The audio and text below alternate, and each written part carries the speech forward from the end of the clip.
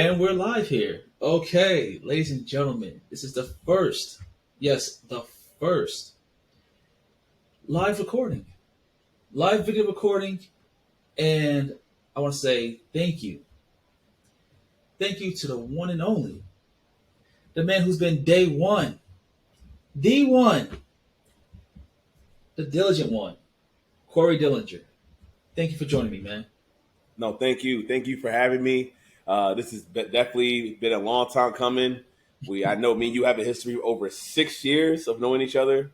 We just didn't think that it would cross paths again like this, but I'm actually happy to see you, and I'm actually happy to be here. Hey, man, once again, thank you.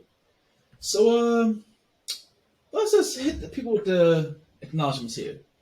So, your in-ring career has been a little over 6 years now? Actually, started back in 2014. Okay. So we're actually going to 7, going to 8. Wow.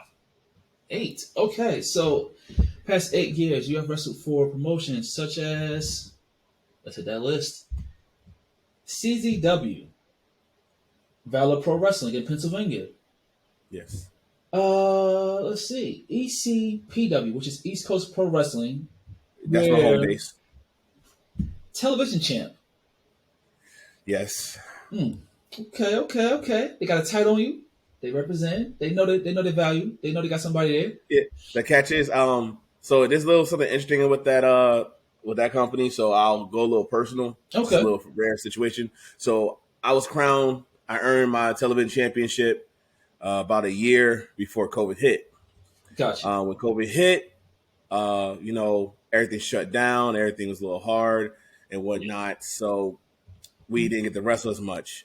But unfortunately, my mother passed away literally after the first year of COVID, and I had to release the title. I mentally could not perform. I said I needed time off. Gotcha. So I had to release it. So I'm technically never beaten, but I am not crowned as current television champion. That is now with Trey Felipe. Okay.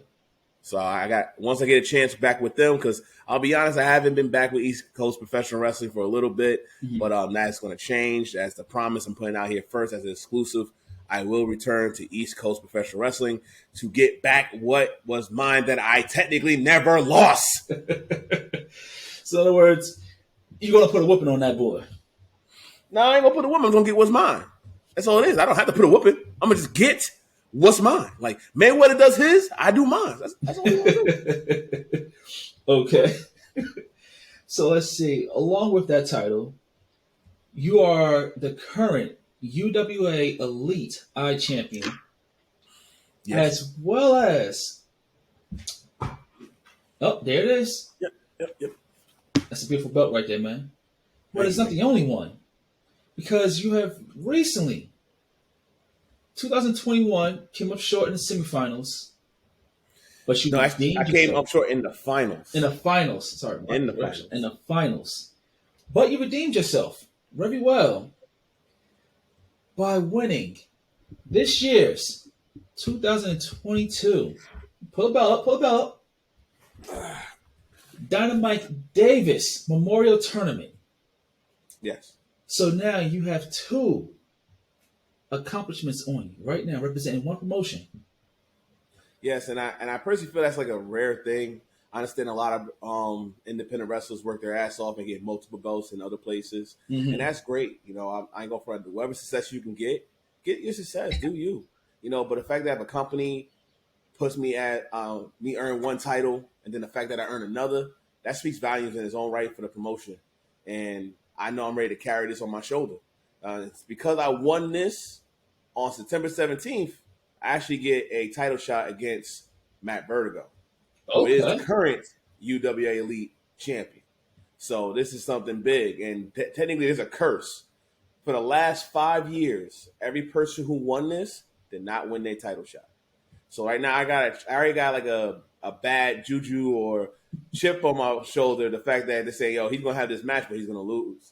Now I got to do what I can to prove them wrong. Like I got to show what's my net worth, and that's just what I'm going to do. Gotcha. So in other words, come 2023, there's going to be 3 belts on you. there is a possibility on that night I can become Corey Three Belts. Yes, that's right. I can become Corey Three Belts instead of saying, because like I like to say, it's funny. I like to say because it's 2 syllables. Mm-hmm. So you say, or anything that goes 1 to 2 sounds good. So you say Matt 2 belts. You know, that makes sense. Or Corey 2 belts. I want to say diligent. It's funny. I'm trying to find a word that says like trilogy. You know, but it's not happening. But I'm gonna figure it out. But hopefully when that day comes on the 17th, I'm gonna be ready. I'm gonna push. I'm gonna grind, and we're just gonna see what happens. Gotcha. Now, I've seen your career, and you have been one of those guys who just loves tournaments, apparently. So you was a 2019 semifinalist in the Heroes Cup tournament? Yes. Okay. And now recently, you competed in Richfield Park, New Jersey.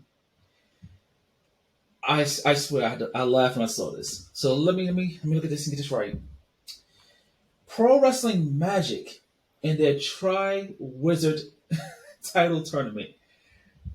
Bro, the Harry Potter play had me dying. It said Tri-Wizard. I'm like, what? Really? I feel you. But alongside people who I've never seen perform yet, one Isaiah Wolf and Marcus Marquis.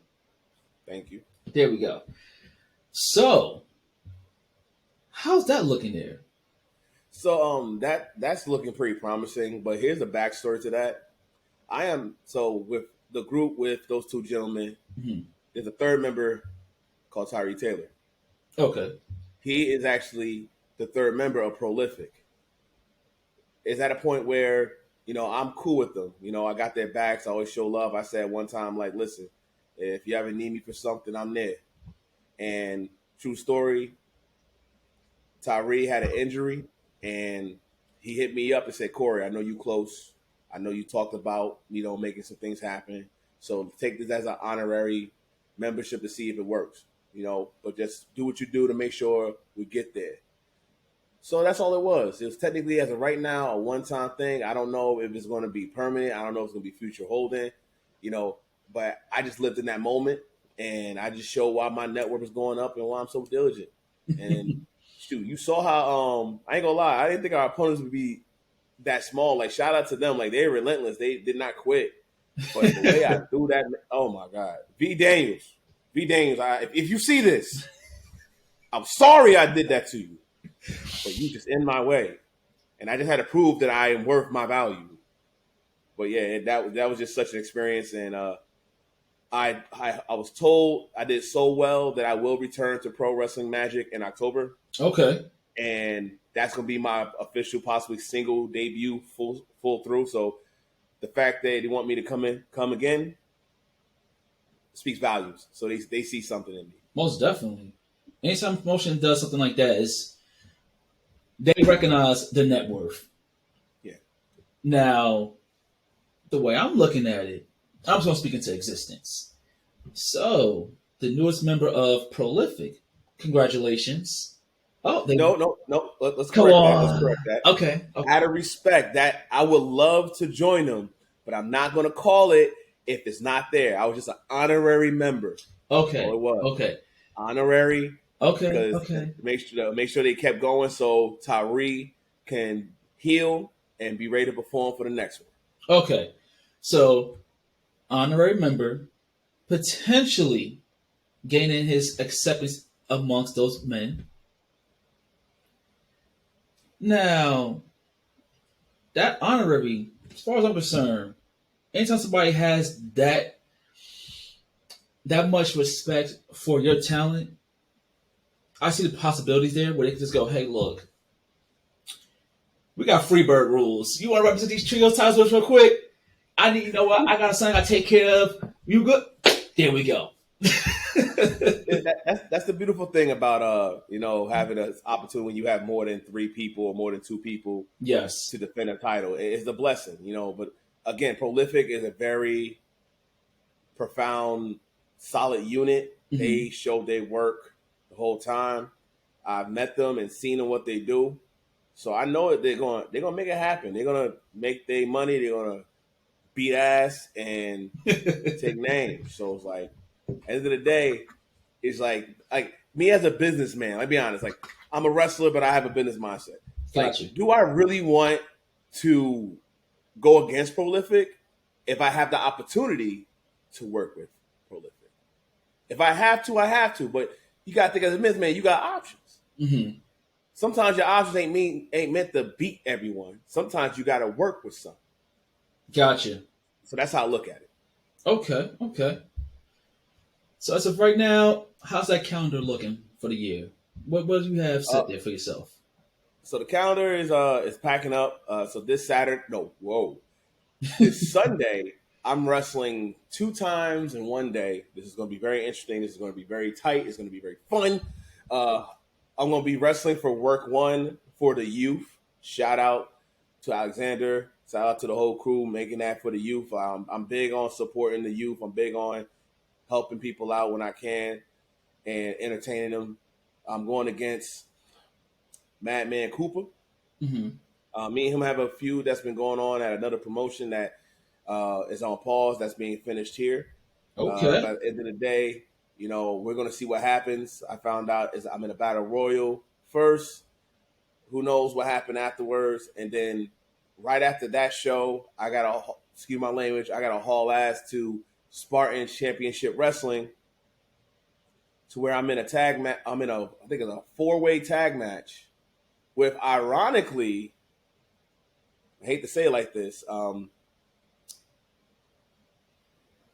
my partner, who is actually the UWA Elite champion.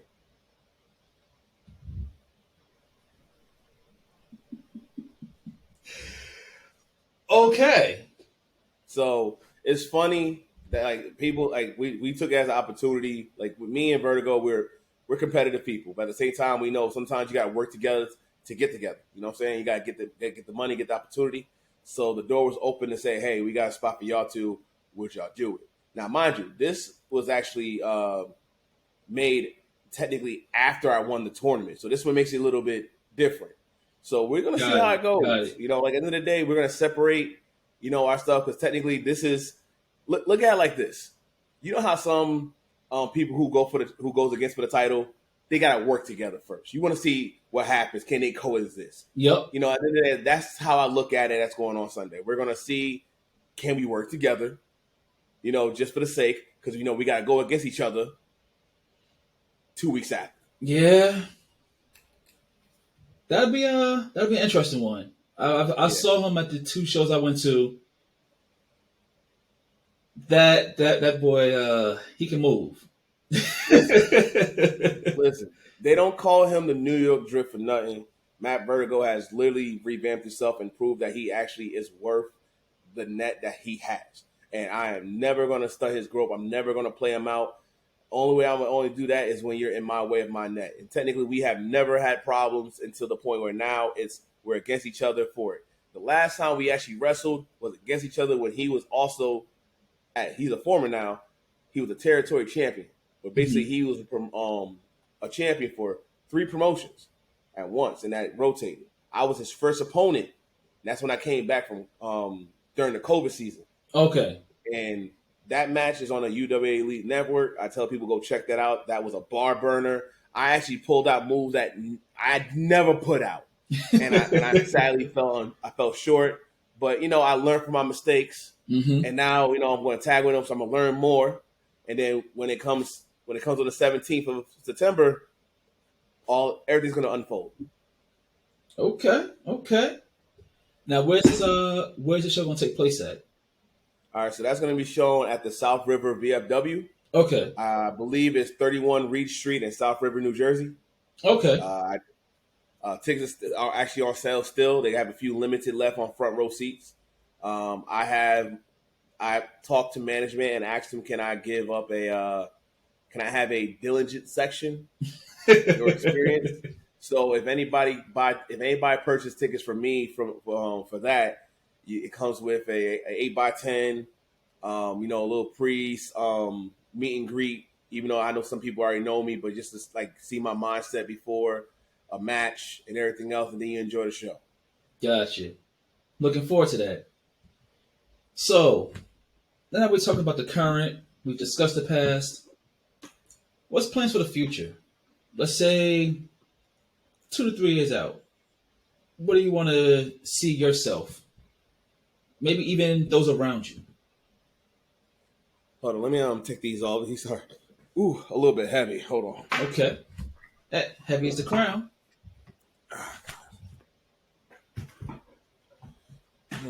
So it's funny you said that because in 2 to 3 years, I don't know what to say. Like I can tell you my ambitious side. I can tell you how I'm really thinking. Mm-hmm. I can tell you both. I'll probably just do either one anyway.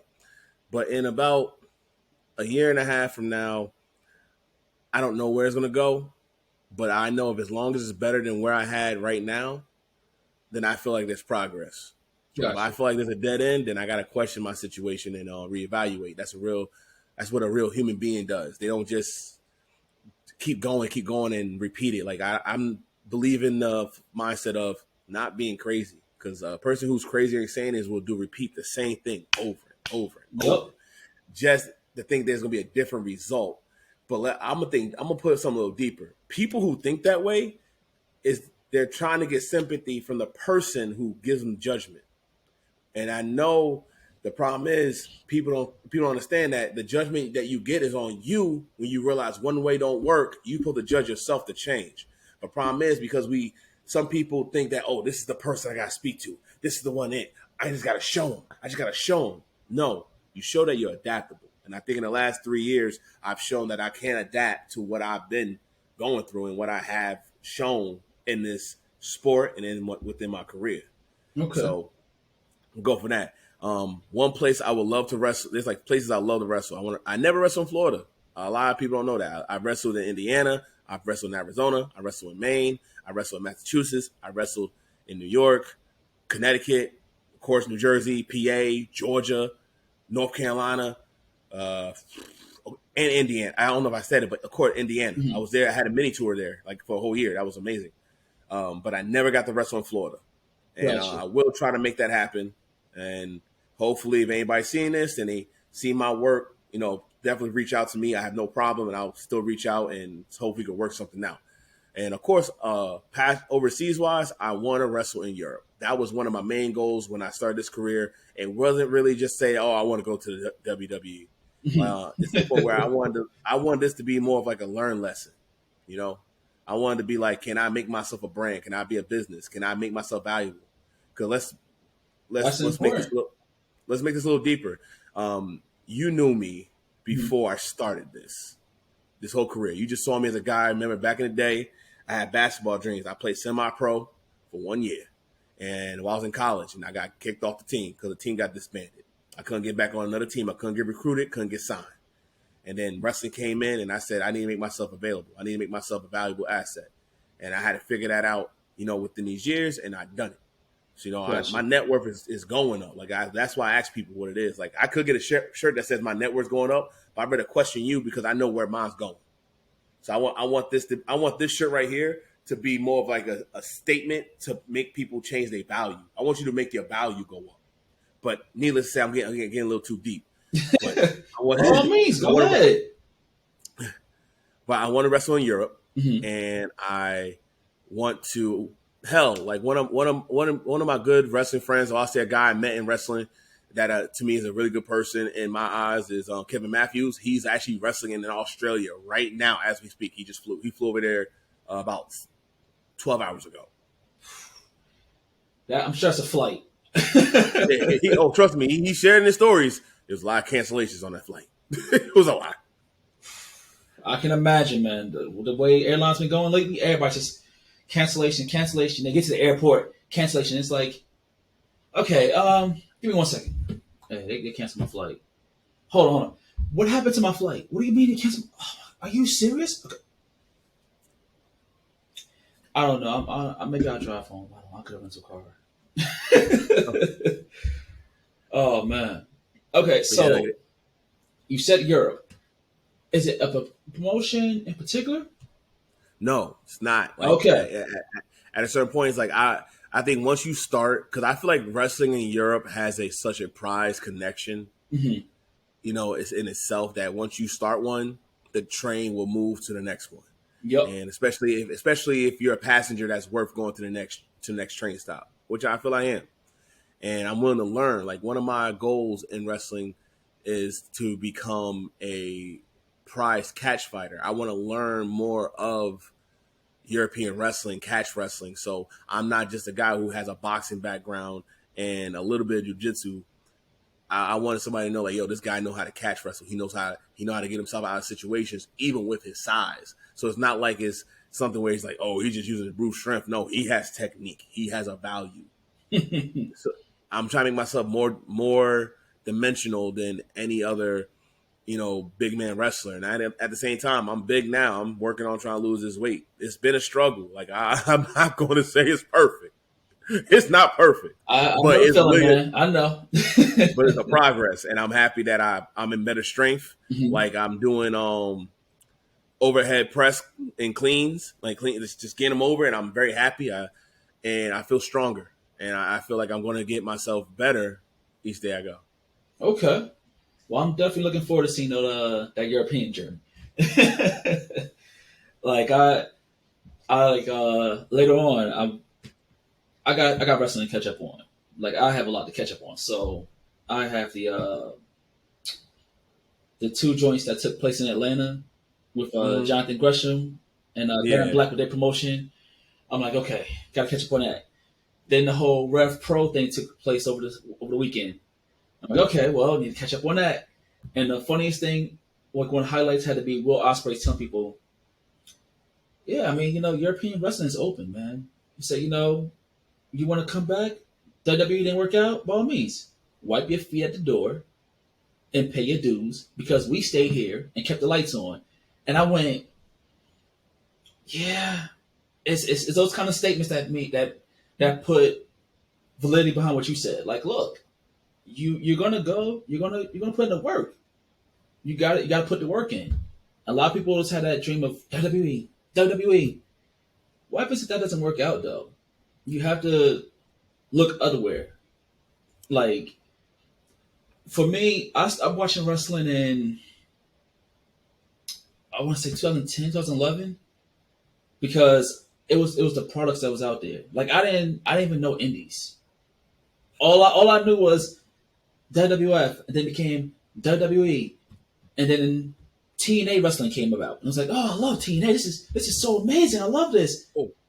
It's funny you brought that up. I'm gonna share this. TNA was actually the reason why my thought of wrestling got re-sparked, because of one person that I saw that was coming down the aisle when I was watching it. When I heard it said from Elizabeth, New Jersey, I was like, wait, he's from where? Yes. He's from where? Yes. So I think you already know what I'm talking about. Oh, yeah. I'm just going to say it for clarity. Should I introduce it? Should I do the whoa? Oh, no, we're not. We're going before all that happened. Before all of it? When I saw him as just cornrows? basic cornrows, the whole nine. When I saw Jay Lethal come out and perform, that ignited me to say, hey, you know what? Maybe wrestling's pretty cool. Maybe there's a shot. If a guy from Jersey can still get signed on and represent, why can't I? And then here's the funny part about it. I was playing for Union County College, and I had a friend named Mo. Cool. Love him to death. We're still friends. I don't talk to him as much, but shout out to Mo. I appreciate him, like, through my time at Union County College. But he was basically my go-to guy when I talked to him. We were on the same team. So I told him I watched wrestling. Like, I said, yo, man, I saw Impact, I saw TNA, and I saw this guy named Jay Lethal. He's from Elizabeth, and I'm like, yo, if he can get signed, why can't I? And he's like, that's actually my older brother. So my eyes just flashed and saw both their faces. I was like, holy. So if I never. So here's the funny part. I made a declaration to him passively. I said, bro, if I don't do well in basketball, you're going to see me in the ring. And then literally once I left Union County College, went to Essex County, played ball there, played my tryouts, then went to NGIT, played semi-pro at NGIT. That's when things changed. And then I didn't play and I started wrestling. Still kept in touch with him, told him I was doing. And he literally put the plug in with Jay Lethal when I first started before he started moving out. This is around the time frame where Jay Lethal became the New Jersey Reject because he moved to Florida and bashed New Jersey. But the fact that I got the time to talk to him one-on-one was a very powerful thing because that showed proof that something I said 3 to 4 years ago, come to fruition, and then it's being backed up because a friend of mine said, if this happens, I got you. So that means I got a supporting circle. And I think a lot of people don't have circles like that. Yeah. My circle's not, I'll be honest, my circle's not the one that's like seeing me day by day by day. Mine's just going by progress. So when they see something, they, hey, what's going on? If they see me down, they reach out and say, hey, what's going on? So I'm very happy to have somewhat of a circle like that.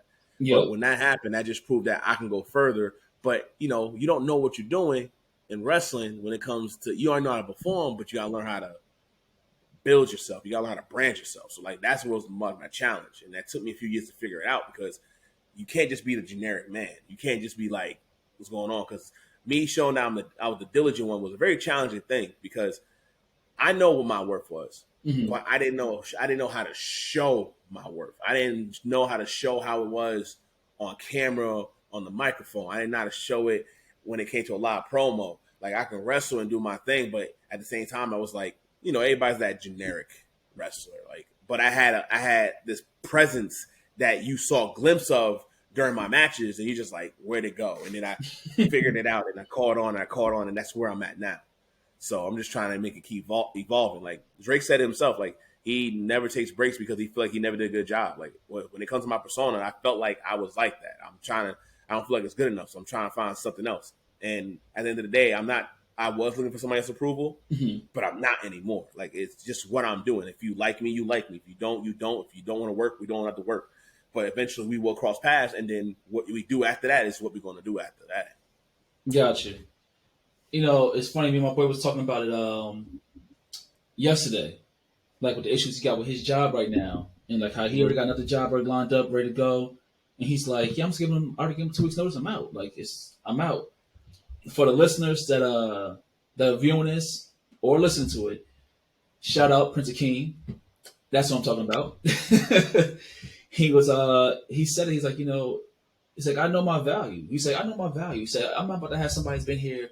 Oh, I know the owner. Well, my son is dating the owner. Or they just said, he said, no. I said, I don't care about you. No. I know my worth. That's the difference. I said, I feel the same way. When I'm at work, I said, see, I say it a little bit differently where it comes off as hostile because I tell myself, I'm like, look, every life holds two values. One, the value set upon it. And two, the value you allow others to put upon it. Which value do you want to live by? Now, when I say it, unfortunately, it comes off a little aggressive because it comes out when there's an conflict. So someone follows that, look, you can talk all the shit you want. We can go outside to the bathroom. We can go off the work property down to the Wells Fargo. The cops are on shift duty right now. No? Okay, then shut the fuck up and do your job. Profanity is allowed on this.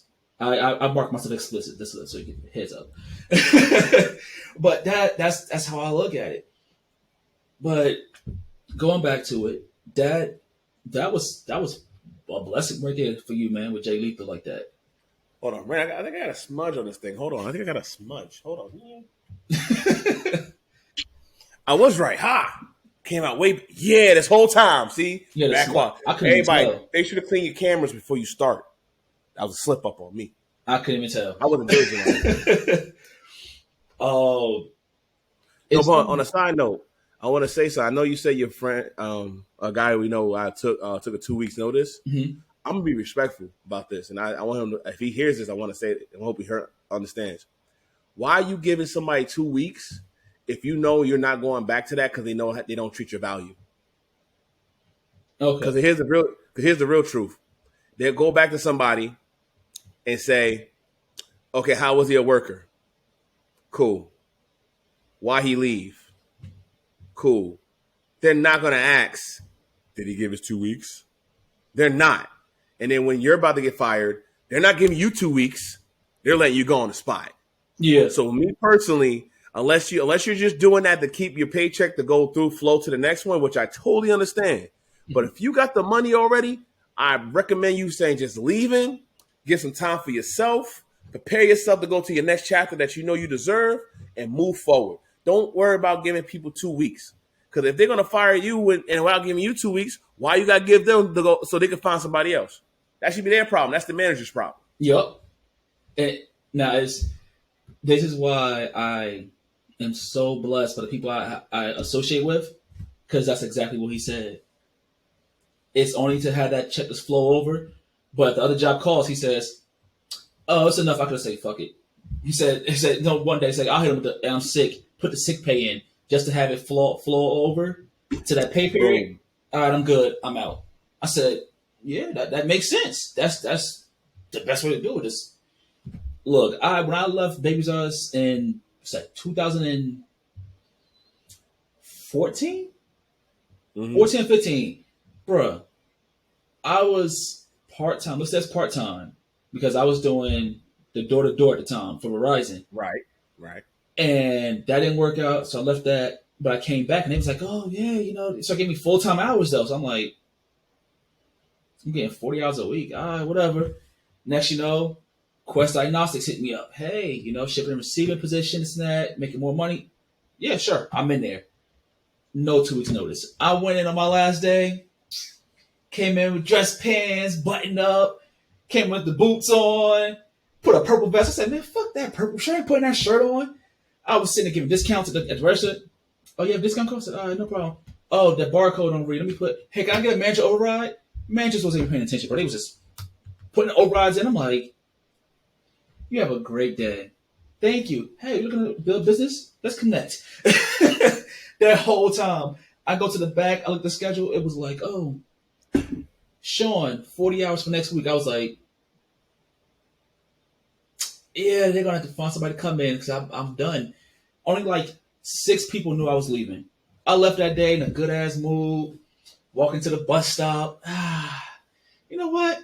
I think I want some Burger King today. I was just in a good-ass mood. Got to a new job, worked out. Then I leave this job. I left Quest. Bruh, the difference between that job and Quest was respectful. I gave him a 2 weeks and said, "Hey, look, I'm leaving. Got a new job opportunity." He was like, "Oh, shit. Hey, man, look, if you ever want to come back, the door's always open for you. Come back. We appreciate you." I was like, okay.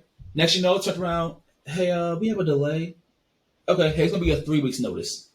"No problem. Hey, if they don't want you, we will gladly keep you." I was like, well, damn. That's that difference in job environments. That's that difference. You already know this, bro. Like when it comes down to businesses, you either got businesses that worry about the middleman or the ones that just worry about getting the plan.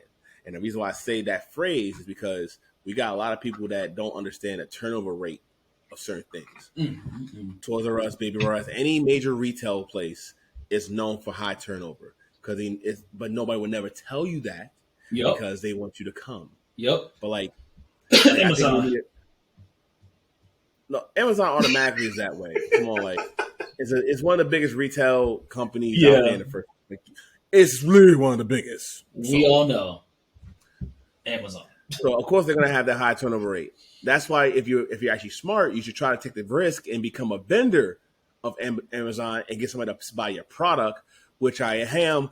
By the way, check out my Instagram. I got new merchandise coming on, which soon will be on Amazon. And also shout out to Miss Kiki, aka Miss Kenya. She's gonna have her workout stuff that's on Amazon as well for the ladies, particularly. Okay. Hey, always get your plugins, no matter what. Get your plugins in. Hold on. So, any other questions you want to ask me? I ain't trying to be rude, but I realize we getting like dolo personal, and to a certain extent, okay. I know we haven't talked. I know we haven't talked in years. Okay, so I figure like let's swing that back. You know what I'm saying? Okay, so back to the wrestling. Left out of wrestling. My attention went to soccer. Then I came back into wrestling only because that WrestleMania that was in East Rutherford. And my boy was like, "Oh yeah, man, you gotta watch NXT, man. It's gonna be so good." I'm like, "What the fuck is NXT?" He was like, "WWE." Like, I was like, "Bro, I haven't watched wrestling in mad long, man." I was like, "All right, I'll watch it." He said Ronda Rousey. I said, "Bro, I wasn't watching MMA. She, all right, fine, I'll watch this stuff." Yeah, NXT is what got me back into wrestling. That NXT, it was the Brooklyn Takeover. That got me back. NXT Brooklyn. NXT Brooklyn. Yeah, that got me back in. I started watching WWE for a second. I was like, "Nah, this is still not for me." The NXT was good, but the Raw and SmackDown couldn't watch it. And then it was like, "Oh, this new company AEW is coming out," and I said, "Cody Rhodes, what?" I said, "I don't know who the Young Bucks are. I don't know who the hell Kenny Omega is." So I didn't know none of Bullet Club. Yeah, I didn't. I didn't know none of the Bullet Club. I didn't know none of this took place because I left wrestling before any of that took place. So also was Chris Jericho, and I was like, Chris Jericho. I said, okay, who the hell is Hangman Page? Who the hell is all these guys? I don't know who these guys are. This is brand new. Fine, I'll come in. So that was my introduction to AEW. That was me learning about New Japan. That was me learning about Ring of Honor. So it's like I didn't know none of this stuff. Now, bruh, subscription to Impact Wrestling, subscription to New Japan. I got my subscription to Patreon. All my stuff is all on one card. Like bro. Like, yo, you know what, Sean? Like, to be honest, bro, I came and laughed so hard, and I'm laughing because I can relate because I did that. Before I got into wrestling, I did not know about indies. I did not know how they worked because I didn't think I was going to have the opportunity because I committed to basketball. Gotcha. So, trust me, I do know where you're coming from when I found out. Trust me, when I first came in, like, you need to watch Japan. Like, technically, I knew about Japan. Mm-hmm. Shout out to my mentor, Mike Bertram, who's ironically my second grade teacher. But, you know, without him, he took me to ECW shows. I knew about ECW firsthand. I was able to sit after a show to sit with Tommy Dreamer, Rob Van Dam, Sabu, Bam Bam Bigelow at Ruby Tuesdays. I was able to have that opportunity. And I was a kid. I didn't know what to ask, but it was cool. I was like, I'm getting some food. I'm with the wrestlers. Hell yeah. Hell yeah. Like I was on that. Man. I was on that. But, you know, like that was the only way I had my version of the indies because technically ECW back in that time frame was considered an indies. Yeah. They had able to fund themselves to be more like a premier television program. Yep. So, God, look at it like that. Like the fact that people stood up till 12 o'clock in the morning to watch ECW, which I did. Oh, yeah. On the cable. I did it, you know, just to make it happen. So, like like I said, everybody's different, but I was one of those people, like, to learn Hangman Page and learn Kenny Omega, to learn the Young Bucks. You know, I knew Thunder Liger, like, because luckily he went to WWE at one point, and then I got to know a little bit. But ECW helped me learn these other guys like Tajiri. Yeah. You know, Juventud, you know, and even I saw Juventud in WCW, which we don't speak about anymore, but that helped me understand wrestling more. And then it's funny, when I got older and I started watching wrestling, I didn't watch wrestling as like an entertainment. I looked at it as a mechanic. Like, I'm trying to figure out, like, why are these performers doing these things a certain way? Yeah. Because, you know, back at a certain point, there was a certain rubric. And, like, as a fan, I was trying to understand it more than just watch it. So it's to the point where, like, I could almost telegraph something and be like, that was good. Not saying I'm a know-it-all. Yeah. No. You know what I'm saying? And then it felt like everything fell in a circle because I didn't think about doing that stuff until literally I started watching the wrestling again before I saw Jay Lethal actually be debuted. Mm-hmm. Or I ain't gonna say debut, but he had, I think, a second or third match on Impact. I mean, TNA Impact, same thing. Yeah, at the time. And same lineage. And like I said, it came full circle because, like, who would have thought? Like, if you look back at me in 2000, oh shit, I tell my age. 2000 and I think it's 2007. Mm-hmm. That in 2007, I'll play basketball, do what I got to do, and then thought about saying, like, yo, if it fails, I'll just be a wrestler. I technically started watching wrestling again in 2000. Yeah, 2007, officially 2008. Okay. and I started watching how things are ran. And then when 2010 hit, that's when I started learning and trying to figure out, like, okay, what's the mechanics of this? Like, I'm seeing the same thing. What's the pattern? Mm-hmm. And then all of a sudden, I'm getting asked, you ever thought about being a professional wrestler, to a person I never met? But all because at my college, we had a few fanboys, and I know some of them were actually wrestlers. They made fantasy stories. And at the time, I'm a big Dolph Ziggler fan back then and now. Mm-hmm. But I used to make up stories that benefited Dolph that would still keep people in cliffhangers. And they asked me, like, yo, you ever thought about being a wrestler? And I was like, no, fuck you, very nicely. Saying, like, y'all not trained. I don't know what the fuck you're talking about. He said, I don't want you to be a wrestler. I want you to be a wrestling writer. I was like, oh. Okay. All right, cool. Sound interesting right there. Yeah, so I went, checked out the guys, and I said, yeah, I'll do it. They're like, oh, you going to be a writer? I was like, nah. I'll wrestle if you let me. And then literally 2-3 months later, ended up meeting up with the people at ECPW, and they saw what I've done for a whole month, and they asked me to wrestle with the main roster. I didn't know that was a big thing. Like, to me, where I was wrestling and training, mm-hmm. that was like their NXT to a certain extent. Okay. And like that same group I was with, that's where Sonny Kiss was at. You know, and now you see him at AEW. Mm-hmm. A few of the guys that I still wrestle with, like my boy Ever Cross. To me, he's one of the guys that taught me a lot of stuff about wrestling. Colossus. He's the first big man to actually wrestle with. He beat in some habits that I now know I have to make sure to do. You know, and the rest of the crew there. Who else? Lance,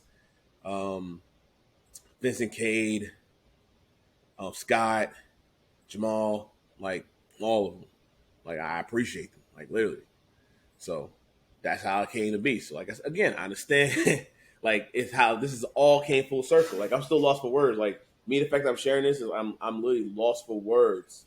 The fact that I did not plan to be this, mm-hmm. but I instinctively or passively did things to just go, like, I know what I'm doing. Gotcha. I must say, you've had one rocket of a career so far, and I truly see that statement of the sky's the limit there. I feel like Thank you. In today's wrestling atmosphere, there is no age limit here. Like, oh, that's person, they're too young, they're too old, this and that. No, you have the dedication. You show that you have that spark to do something. You're going somewhere, one way or another. Your time is going to come. Like, I listened to Matt Hardy's podcast, and it's to hear how wild things were back in the day, how people didn't take care of their health compared to now. This is why you have guys who are like, they're 50 years old, they're 60 years old, still wrestling. It's like, people take care of their health now. They're in better shape. Especially when you look at the young guys now, you go, wow. Yeah. Like, I mean, honestly, that's why I tagged you in what's that, MLW, when they say, hey, you know, what's the people that you want to see sign, you want to see not even sign us, make a debut here. I'm like, Corey Dillinger. Like, if I'm throwing the wrestlers out there, I was like, hey, Corey Dillinger. Actually, you know what? I'm gonna give you a funny story about MLW since you brought that up. Okay. Let's hear it. So at the 2300 Arena, mm-hmm. I don't know, I lost connection somehow, but they say recording, I'm visual, and they say it's recording higher quality, so we'll test this out. I went there to help. You know, one thing about being a wrestler, you know, when they don't know you, you got to find ways for them to know you. Mm-hmm. Sometimes being an asshole ain't the way. Sometimes you got to show that, hey, I know the system. I'm ready to work the system. Let me get a part. Let me make my gear part of that system. Okay. And at that time, MJF, Loki, Phoenix, and Pentagon Jr., Fatu, I think Fatu was like new when that happened. 5 other people. I'm sorry I can't say their names right now. They were all performing for MLW. Oh yeah, Ego, Ethan Page, he was there too. This is when they were a faction, and I didn't know my name was up there. in the locker room buzz. I go to MJF. Actually, no, screw that. I'm gonna rewind even further. There was a thing called the Boardwalk Beatdown in Atlantic City, and that was back in 2015, I believe. And I'm just fairly new, 15, 16. Mm-hmm. I got hired to be a representation of a gaming station because I'm a gamer. I ain't gonna lie. I love fighting games. I have fun. So that station paid me to be their representative and sponsor, hype it up, and I had a great time. Okay. Recording, vlogging, having my way. All of a sudden, I see MJF. I record him being disrespectful. Being himself. Yeah, being himself. He sees me. Out of respect, I just keep recording, being quiet.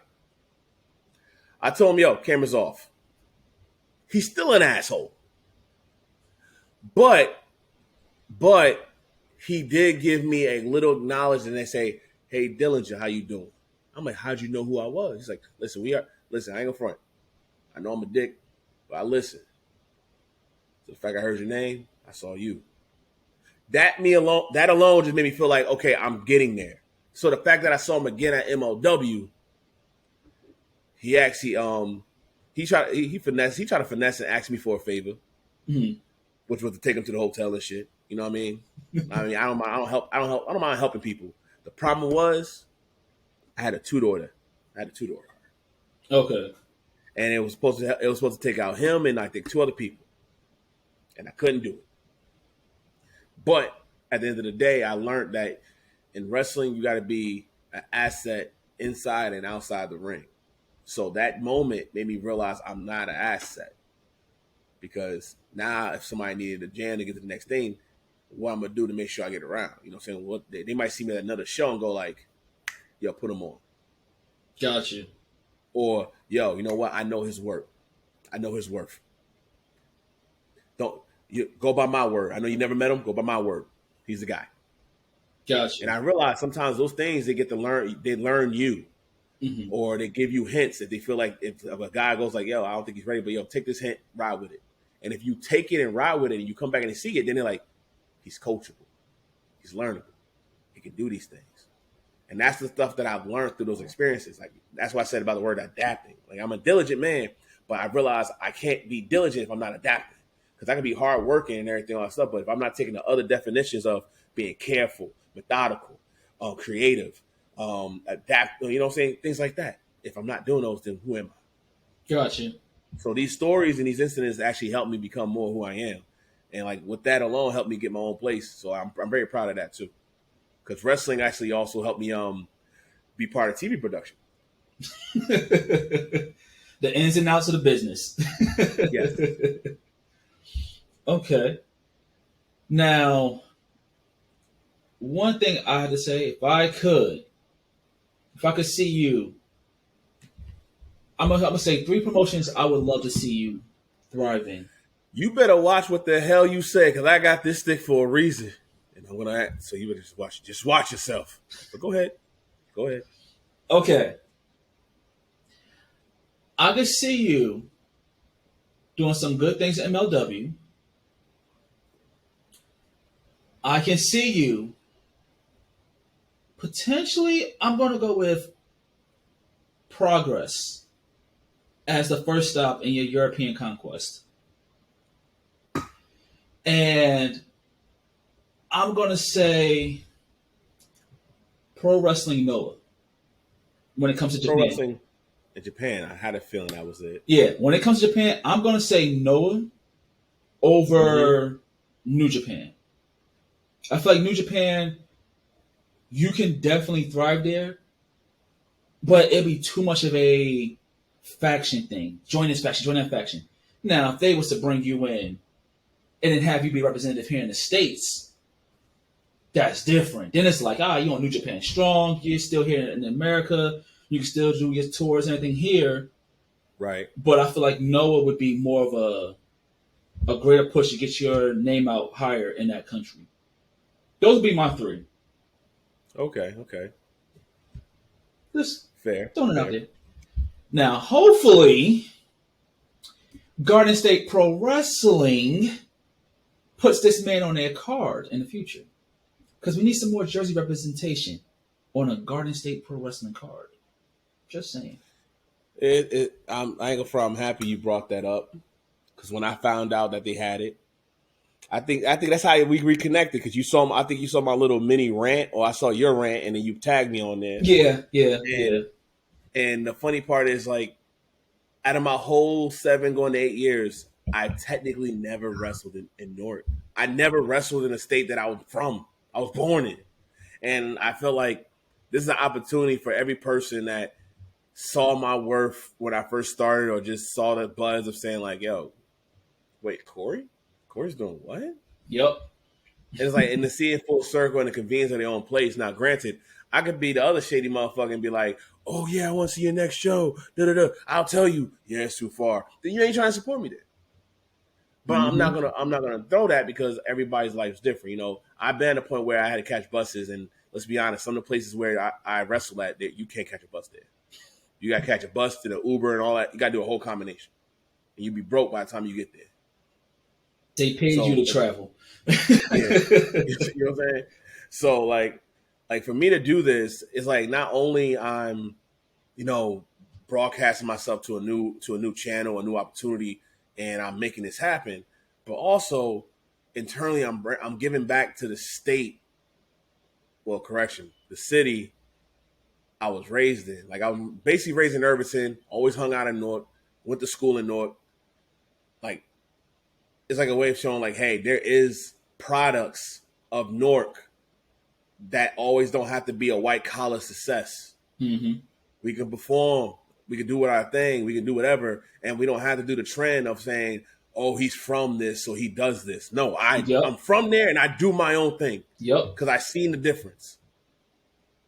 I tell you straight up, I don't act like I don't know where I come from. I'm sorry. I don't act like I don't know where I came from. Mm-hmm. I know where I came from. I just show that I don't need to do that to show where I need to go. Gotcha. Well, like I said, hopefully get you on a future card there because I want to see you perform. I want to see you put that work in and let them know Jersey here. Fair. But mind you already saw my work before at the tournament. Oh, yeah. That was a surprise. You came through with the tournament. Let me correct myself. Let me correct myself.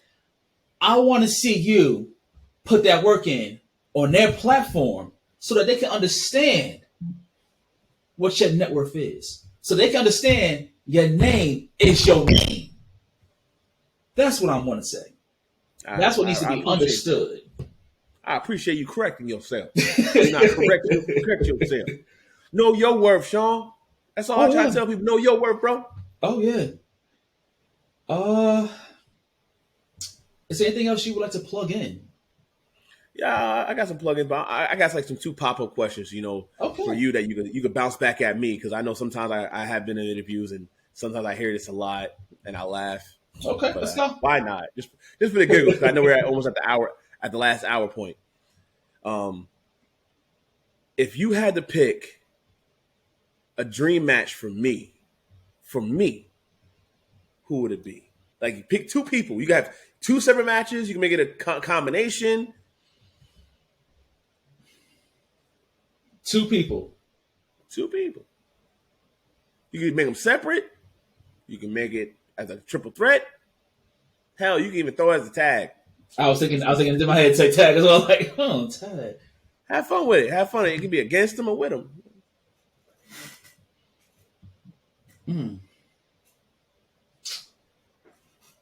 All right.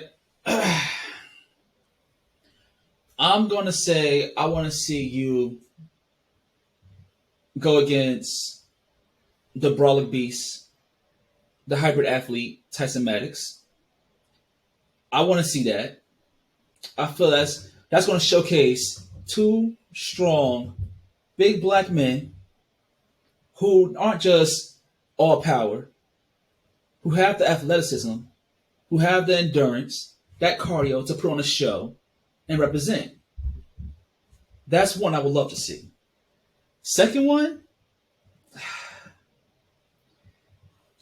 I would love to Remember, you want can to go see old you. school I too. It kind of don't want to see have to you. be modern, bro. It don't have to be like up to date. You can go old school, bro.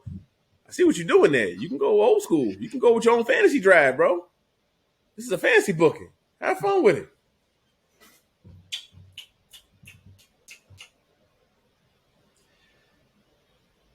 Fuck it. Okay, he said fancy booking. You're making your debut in Japan at Wrestle Kingdom. Yeah, I'm fuck. You said fancy. And Minoru Suzuki's retirement match. Yeah. Wow. Wow. How it go? How it go? Big meaty men slapping me. I want to see that. There we go. See, I was trying to keep it a little modern, but you said, hey, you said that. Hey, you dream big, and I appreciate There we that. go. You dream big. You dream big. One of my fantasy matches I wish I had the opportunity or wish I could was actually have a match with Mark Henry. Ooh, now that he's a wonderful person. I had an opportunity to actually talk to him a little bit in New Jersey, but I missed out on the opportunity because of work. Okay. Because at the time I was still striving to try to balance life and wrestling in this whole 9 yards. Because I go front, I wasn't making the money I'm making now. So you gotta make certain sacrifices. Gotcha. But I would love to have a wrestling match with him, legit. Just have that because he has that old school. He's the most modern person I know in the legend, but he has that real old school 1990, 1980 mentality that I just like. That's just get real gritty. Just go. Just go. And if I had to go a little newer, of course I'll say Jay Lethal. I'm not gonna cap. Jay Lethal is still my dream match. I had a fantasy draft where when he was the New Jersey reject, I called myself the New Jersey Prodigy. This is when ROH happened. I just want to have that run and then wrestle him. I already had a story and everything set up in my head. I already had the booking, brother. I had the booking. But if I had to go at it right now, one match I'm very excited. I'm hoping to have one day is me versus probably be a little harder now, but me and damn, I'm so mad I'm getting a brain fart. And I was just talking to this mofo. You know what? I'm gonna keep that to the side. I'm gonna keep that for the next time we have. Hopefully, we have another interview. We'll use that to carry over. I'll use that for later. Okay. Now I'm gonna say this with the Mark Henry one. There's always a possibility AEW Dark Elevation. He does what Paul White did and to say, hey, I want to have a match real quick for the hell of it, or his son. Mark Henry's son is let's see what he's doing. That boy, whew. He's his father's son. He is his father's son. He is a product of his father. Fair. Okay. But, at the end of the day, I gotta show my net worth. And I'm gonna show my net. Because the funny part is, this is how because a lot of people ask me, what made you decide to do this net worth? I'm like, honestly, I see life as pretenders. You got people who run businesses going I just made $3,000 growth this month. Oh, that's dope. How much are you keeping? Yup. How much you holding? Yeah, because at that growth, I know you got dividends, you got taxes, you got expenses, you have all that. But where's the net? Where's the money that you said, I bet I can hold? Nobody can say shit. The average, see my language by saying that. The average man who works a 9-to-5 job makes about, let's say on a funny job, I'm not saying exactly, but on the aspect, they make about almost $7,000 in growth. But with taxes, dividends, expenses, the whole 9 yards, they come out at the end of the month with maybe $3,000. That's how much work they put in, but that's how much money they get out. I'm at a point in my career where I got to think business, and I know my net worth is bringing what I grow. So this is where that character is coming in. I'm going to show the value. Other than that, I'm saying this too because I'm trying to make other wrestlers in this world aware that, what's your value to this sport? What's your value to your own business, to yourself? Because if you ain't showing that, then who are you? So, like, technically, like I said, it's an internal, but it's also a shoot to the other workers in this business. So, like, if they ain't going to see it that way, that's fine. But hopefully my work will pay off and they don't see it and go like, damn, he did say that. And I'll be on camera going like this. Up. Done. Oh, man. But yeah. Well, I got to say, man, we hit that hour mark. Once again, it's been a pleasure having this opportunity to interview you. Yes, pleasure's mine, Sean. Pleasure's all mine. I'm looking forward to that match against, what's it again? Vertigo? Yeah, Matt Vertigo. September 17th, UWA Elite presents Gold Rush. It's going to be at the VFW of South River, 31 Reed Street in South River, New Jersey. Tickets still on sale on the website at UWAElite.com, or you can message me on any of my social medias for the Diligent Tickets experience and go from there. Okay. And I will also make sure to put the links to his profiles in the show notes, as always. Yes. And I apologize because you didn't ask me for my channels, even though you're going to post them. All right. First and foremost, if you're on Twitter, you're going to follow me as the Diligent One. The funny part is I don't spell it regular. I spell it DaDilligentone. So if you read it straight, you might say DaDilligent. So don't call me Daddy. Don't call me Daddy. If you want to try to find me on Instagram, you go to c.dillinger, and then on Facebook, Corey Dillinger, CoreyDillinger. Okay. Well, ladies and gentlemen, this has been the first of many interviews that will take place on the Take Podcast. With that being said, as always, enjoy your day, enjoy yourself, and stay prosperous. Peace. Peace.